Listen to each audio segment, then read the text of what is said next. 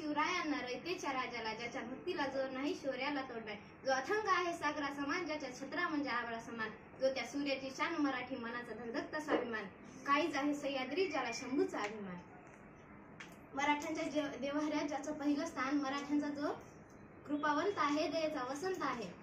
शूरवीरांची आहे धरती, वीर शिवाजी राजे पालनहार. शूरवीरांची आहे धरती, वीर शिवाजी राजे पालनहार. मावळ्यांच्या मनात जागविला अभिमान, असा माझा राजा महाराष्ट्राची शान, असा माझा राजा महाराष्ट्राची शान. ज्यांच्यामुळे स्वराज्याचं स्वप्न उद्यास आलं, त्या राजमाता राष्ट्रमाता जिजाऊ. जन्म दिला जिने तिनेच ठेवले शिवबांचे शिक्षण सुरू. जन्म दिला जिने तिनेच ठेवले शिवबांचे शिक्षण सुरू. धन्य ती माता जिजाई झाली शिवबांची गुरु, झाली शिवबांची गुरु. पलमूर्खामध्ये राहून सुद्धा स्वराज्य निर्मितीचे स्वप्न साकार करणार, स्वराज्य निर्मितीचे स्वप्न पाहणारे शहाजीराजे भोसले, ज्यांचा इतिहास आठवला की डोळ्यात पाणी आणि अंगावर शहरे आल्याशिवाय राहत नाही, ते छत्रपती शिवाजी महाराज. पित्याने निर्माण केलेल्या स्वराज्याचं फक्त रक्षणच नाही तर 10 पटीने वाढवण्याचं काम ज्यांनी केलं, असे ते शंभूराजे.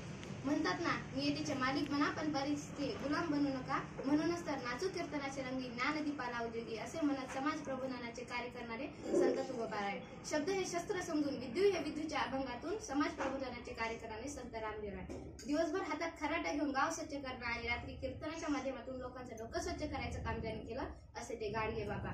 शिक्षणाची गंगा गोरगरिबांच्या दारापर्यंत ज्यांच्यामुळे पोहोचली, ते डॉक्टर कर्मवीर भाऊराव पाटील. मुलींना ज्यांच्यामुळे शिक्षणाचा हक्क मिळाला, त्या सावित्रीबाई फुले आणि महात्मा फुले. ज्यांनी प्रदान केलेल्या राज्यघटनेच्या जोरावरती आज साऱ्या देशाचा राज्यकारभार करतो, ते डॉक्टर भारतरत्न डॉक्टर बाबासाहेब आंबेडकर. सर्वप्रथम या सर्व महामानवांना मी अभिवादन करते व माझ्या भाषणास सुरुवात करते. हिंदवी स्वराज्याचे स्वप्न साकार करणारे छत्रपती शिवाजी महाराज आज यांची जयंती. त्यांचा जन्म 19 फेब्रुवारी 1630 रोजी शिवनेरी किल्ल्यावर झाला. त्यांच्या आईचे नाव जिजाबाई व वडिलांचे नाव शहाजीराजे भोसले असे होते. त्यांनी 1645 मध्ये मावळ्यांच्या साथीने हिंदवी स्वराज्य स्थापनेची प्रतिज्ञा केली. त्यांनी त्या काळी ज्याचे किल्ले त्याचे राज्य हे वाक्य सार्थ करत त्यांनी तोरण किल्ला प्रथम जिंकून स्वराज्याचं तोरण काढलं. त्यानंतर कोंढाणा, पुरंदर, रायगड, प्रतापगड असे किल्ले जिंकले.